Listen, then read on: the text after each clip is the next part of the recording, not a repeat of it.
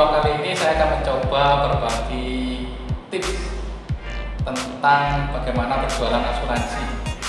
Dan di konten kali ini saya akan lebih fokus kepada topik telemarketing nih. Jadi kemarin saya mendapatkan satu buah komentar yang ternyata komentarnya itu berisikan request dari Mas Ibnu. Jadi Mas Ibnu ini juga sama-sama seorang marketer, cuma perbedaannya Mas Ibnu ini adalah seorang telemarketing, sedangkan saya adalah bagian agent lapangan nih. Kebetulan produk kami sama-sama di insurance life, jadi life insurance, asuransi jiwa. Oke, ada beberapa konsep yang perlu dimengerti dulu nih. Apa perbedaan telemarketer dan juga kita para agen asuransi? Yang pasti adalah habit kami. Pertama, di mana habit kami pada saat kami selling itu adalah, kalau saya agen marketing itu agen asuransi lapangan, yang pasti kita lebih banyak bertemu tatap muka dengan prospekan atau calon nasabah kita. Sedangkan kalau telemarketing, mereka memang memiliki job desk itu adalah berjualan tanpa tatap muka atau melalui telepon biasanya di telemarketing. Lalu apa kabar Bu? Perkenalkan saya dari PT ini, saya ingin menawarkan produk ini. Nah, ada satu konsep penting yang memang harus dipegang oleh seorang telemarketer ya. Ya, kadang kami agen lapangan juga menggunakan teknik ini sih, terutama di masa-masa pandemi seperti sekarang ini. Jadi kami lebih banyak menggunakan teknologi telepon, terutama telepon online melalui WhatsApp ataupun video call gitu. Tapi perbedaannya yang paling penting adalah di mana kami menawarkan pada calon prospekan ini adalah calon prospekan yang memang sudah kami kenal. Sedangkan untuk telemarketing rata-rata yang mereka tawari adalah entah berantah entah siapa. Jadi mendapatkan bank nama dari perusahaan dan akhirnya mereka akan mendapatkan tugas untuk menelpon daftar dari list-list bank nama mereka. Yang pertama yang pasti ya perbedaannya ya dari telemarketing.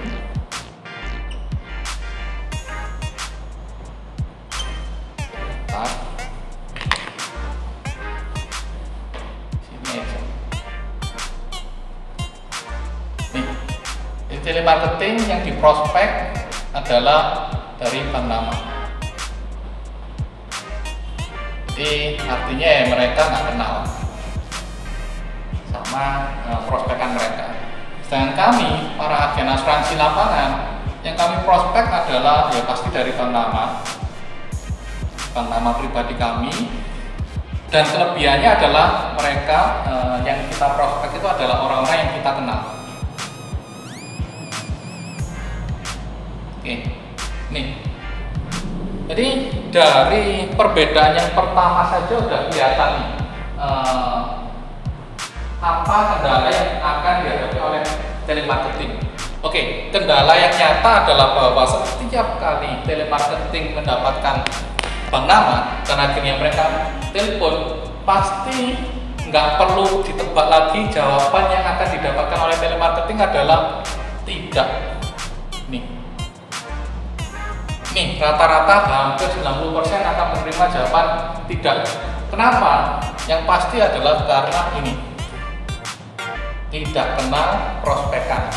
Jadi random nih, ibarat kita seorang prajurit nih, sama jenderal kita dikirim di sebuah medan perang dan kita dibekali satu prajurit dengan AK-47 berondong tembaknya. Jadi ya pelurunya ya asal acak lah, asal tembak, siapa tahu ada prospekan yang kena, ada target yang closing seperti itu. Sedangkan kami para agen asuransi, kami dibekali dengan senapan sniper, di mana memang kami sudah istilahnya melakukan filter atau penilaian mana saja calon prospekan atau calon bank nama yang bisa kami lanjutkan ke dalam proses prospecting. Ini pertama itu tadi telemarketing nggak kenal, makanya banyak perjawaban yang akhirnya tidak. Contoh, halo perkenalkan nama saya, anggap saja saya lah telemarketingnya. Nama saya Surya Pak, Bu, selamat siang. Saya dari PT Asuransi Jiwa Indonesia, bla bla bla. Saya ingin menawarkan produk ini. Langsung pasti dijawab dengan jawaban, sorry Bu, sorry Pak, saat ini saya belum butuh. Padahal sang telemarketer belum menjelaskan produknya apa, kayak gitu. langsung dijawab tidak atau sorry, atau mungkin pernah mengalami hal kasar yaitu telepon langsung ditutup. Jadi resiko yang dihadapi oleh telemarketer adalah jawaban yang otomatis tidak dari prospekan via telepon itu tadi. Jadi solusinya bagaimana nih? Nah, saya mau sedikit cerita nih, bagaimana kami para agen lapangan bisa didengarkan oleh calon prospekan kita. Anggap aja lah, nggak perlu calon prospekan yang kita kenal atau yang kami kenal, agen asuransi kenal. Anggap aja kita sedang melakukan door to door, atau kita ke mall, terus kita nesting atau nongkrong di satu food court, dan kita punya tugas itu prospek calon prospekan yang kita nggak kenal. Jadi saya punya cerita nih, bagaimana kita bisa mendekati orang yang tidak kita kenal. Sebenarnya konsepnya sama sih, hanya perbedaan yang satunya via telepon, yang satunya telah ketemu langsung di mall, tapi sama-sama kita nggak kenal. Jadi kami biasanya, pendekatan kami adalah yang pasti adalah bagaimana kami perkenalan. Halo, selamat siang Pak, perkenalkan nama saya Surya, saya dari perusahaan asuransi jiwa Indonesia, saya ingin memperkenalkan sebuah produk buat Bapak nih.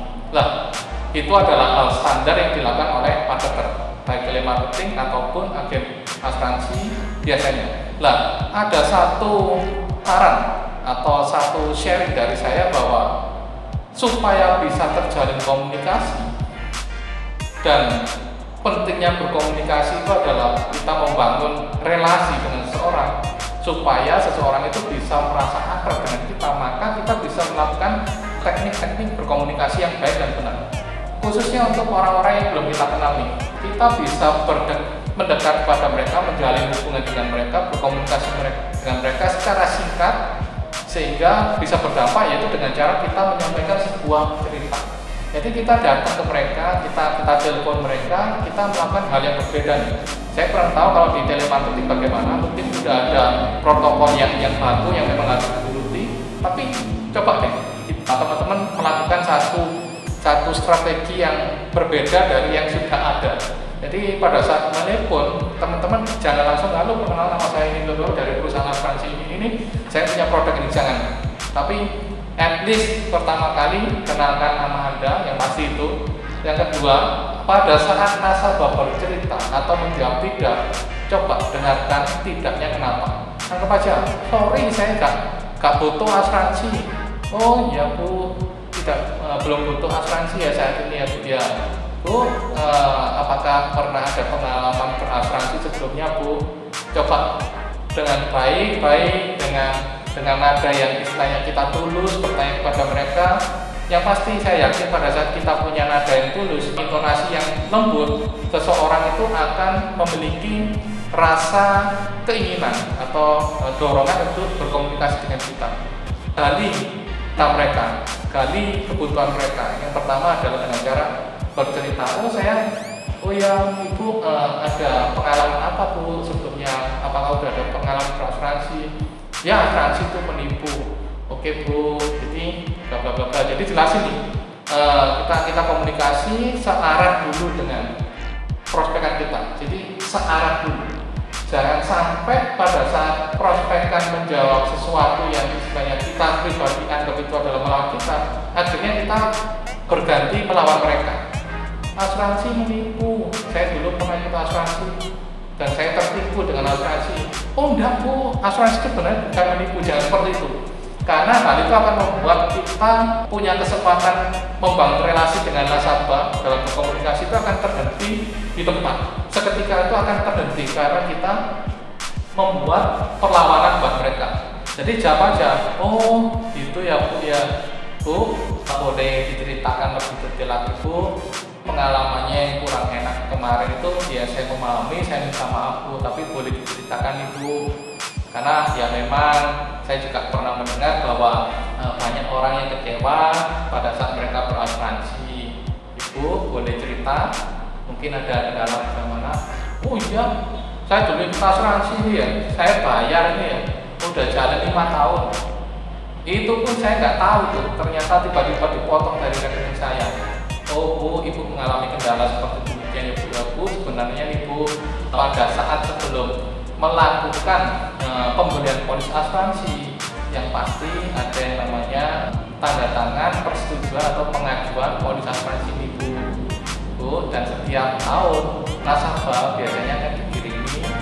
kalian datang ngobrol, bukan datang ya kalau telemarketing, ngobrol telepon yaitu dengan rangka perkenalan, terus mendengarkan keluhan atau pengalaman dari nasabah yang ada. Di pertemuan kedua, yang pasti lihat dulu ya endingnya yang pertama ini. Kalau endingnya smooth, kalau endingnya oke, endingnya gimana ya gambarnya? Nih, nah ini. Oke, jadi step pertama, kalian telepon pertama, akhirnya oke Bu. Jadi demikian Bu, sharing dari saya, bla bla bla bla, kalian jelasin nih. Jadi HO ya, handling objection untuk keberatan nasabah yang ada. Dan ingat, di telepon pertama kalian jangan langsung tembak. Tembak itu dalam artian kalian nge-push, udah Bu ini produknya bagus, ini sebenarnya cocok buat Ibu, bla bla bla bla. Jangan, karena itu akan menutup kesempatan kalian untuk melakukan closing kepada seorang calon prospekan atau seorang prospekan. Jadi di pertemuan pertama kalian hanya telepon untuk pertama perkenalan, introduce yourself. Yang kedua adalah menangani keberatan nasabah. Baru di calling kedua, telepon yang kedua, baru kalian coba gali kebutuhan. Needs-nya dicari, digali. Telepon lagi, halo Ibu, apa kabar Bu? Saya Surya Bu, saya telepon 3 hari lalu nih Bu, kita sempat ngobrol-ngobrol via telepon. Saya dari perusahaan asuransi jiwa Indonesia, bla bla bla bla bla.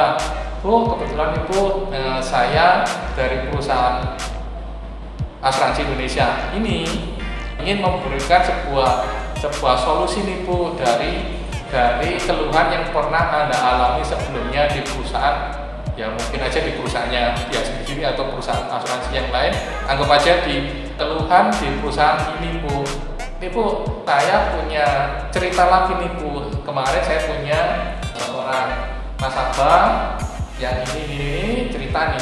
Jadi kalian tugasnya yang kedua ini adalah gali kebutuhan melalui apa? Melalui strategi telling story. Telling story-nya apa?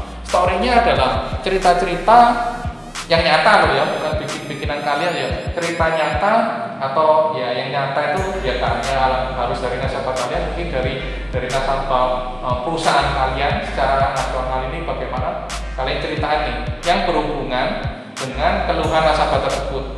Misal ini kan tadi kan ibunya kan ngeluh nih 5 tahun secara nggak nyadar rekeningnya dipotong terus. Nah, untuk bayar premi, padahal dia juga mungkin lupa atau nggak sadar waktu ditelepon dulu, keburu-buru akhirnya nggak sengaja jawab dia kepada telemarketer, akhirnya beneran dipotong beneran. Terus karena nggak pernah ngecek itu kotak pos sehingga nggak pernah melihat laporan tahunan perusahaan asuransi untuk potongan polis asuransinya preminya berapa. Anggap aja kayak gitu lah, benar-benar nggak tahu, nggak nyadar bahwa dulu pernah mengiyakan untuk ikut polis asuransi, akhirnya lupa karena banyak hal, kecewa. Jadi ceritakan ya Bu, saya punya sebuah cerita yang sebenarnya mirip-mirip nih dengan keluhan yang pernah Anda alami di perusahaan ABC, di mana Anda pernah membayarkan premi 5 tahun berturut-turut padahal Anda merasa belum pernah mengiyakan untuk beli polis asuransi. Saya ada seorang nasabah di kota anggap aja Madiun. Bapak ini sebenarnya sempat nih mengalami keluhan yang sama, cuman bapak ini hanya baru membayarkan premi sekitar setahun dengan nilai kurang lebih segini Bu. Ternyata nih Bu, yang namanya resiko kehidupan kan nggak pernah kita bisa tebak nih Bu. Ya ternyata pada saat itu bapak A ini mengalami sebuah musibah yaitu serangan jantung. Dan kebetulan nih Bu, yang namanya polis asuransi yang pernah dibeli dan yang dibayar 1,5 tahun tanpa sadar, tanpa menyadari bahwa beliau pernah mengiyakan beli polis dan akhirnya marah-marah, komplain bahwa kenapa kok langsung dipotong. Ini ternyata karena ada yang namanya resiko kehidupan yang nggak pernah tahu kapan datangnya, di mana datangnya, dan bagaimana datangnya. Ternyata sang polis asuransi yang awalnya mengecewakan karena udah dibeli, akhirnya menjadikan berkah buat keluarga Bapak A. Kenapa? Karena ternyata polis asuransi ini sangat amat membantu biaya pengobatan serangan jantung beliau. Itu Bu, jadi ada cerita dan di kesempatan yang baik seperti ini saya ingin menyampaikan sebuah produk yang bisa menjadikan sebuah solusi lah ya, tapi saya ingin melakukan yang benar nih Bu kali ini, sehingga Ibu bisa benar-benar pahami, bisa benar-benar mengerti bahwa pentingnya berasuransi itu bagaimana dan lainnya. Jadi teman-teman telemarketer boleh coba lakukan strategi yang berbeda, yaitu dengan telling story. Telling story akhirnya gali kebutuhan. Gali kebutuhan itu bagaimana sih? Anggap aja tadi ceritanya udah kelar, kita ngobrol-ngobrol, saya ada produk yang mungkin bisa menjadi sebuah solusi buat kebutuhan Ibu, bla bla bla. Ibu, kalau boleh tahu Ibu, saat ini udah ada polis asuransi apa aja? Mungkin ada pernah ikut di saudaranya atau apa gitu. Ibu, kalau boleh tanya lagi nih, maaf Bu, saat ini polisnya mengcover apa aja nih Bu? Jadi tanyain mereka. Jadi know your customer, KYC, seperti ya konsep teller bank yang harus know your customer ya. Kita para agen asuransi baik itu telemarketing atau agen asuransi lapangan harus know your customer first, so you can understand what he needs atau what they needs kayak gitu. Kamu bisa mengerti apa yang mereka butuhkan. Itu gali kebutuhan diawali dengan telling story. Dan yang ketiga adalah telepon yang terakhir yang menentukan ini nasabah mau beli atau tidak. Gitu. Mungkin bisa dilakukan di sini. Mungkin bisa dilakukan di step yang kedua. Ditanyain. Di ending-endingnya tanyain. Jadi setelah gali kebutuhan, kita tahu kita bisa nawarkan produk yang ditawarkan kepada perusahaan asuransi Indonesia ABC, dimasukin kepada ini pembicaraan telemarketing step 2, tawarin. Gimana Bu? Produk ini adalah produk yang cocok nih Bu, keluarga Ibu, bla bla bla bla, bisa diambil sekarang nih Bu. Oke. Jadi intinya lakukan tindakan closing, coba yang kedua. Kalau memang masih mental atau istilahnya masih sang prospekan masih menjawab, oke saya pikir-pikir dulu deh Bu, anggap aja jawabnya segitu, seperti itu. Saya pikir-pikir dulu deh Pak, saya pikir-pikir dulu deh Mas, gitu. Oke, jawab lagi, oke Bu. Jadi untuk hari baiknya saya bisa menelpon Ibu lagi di hari apa nih Bu? Di hari Rabu mungkin Bu, atau di hari Jumat di jam 12 ya Bu ya, gitu. Jadi di ini bisa disisipin, strategi closingnya bisa disisipin ini. Kalau nggak bisa ya terpaksa di pertemuan yang ketiga ini lakukan ini closing ini, tindakan closing. Nggak tahu hasilnya pending. Kalau yang ketiga ini pasti antara yes dan no.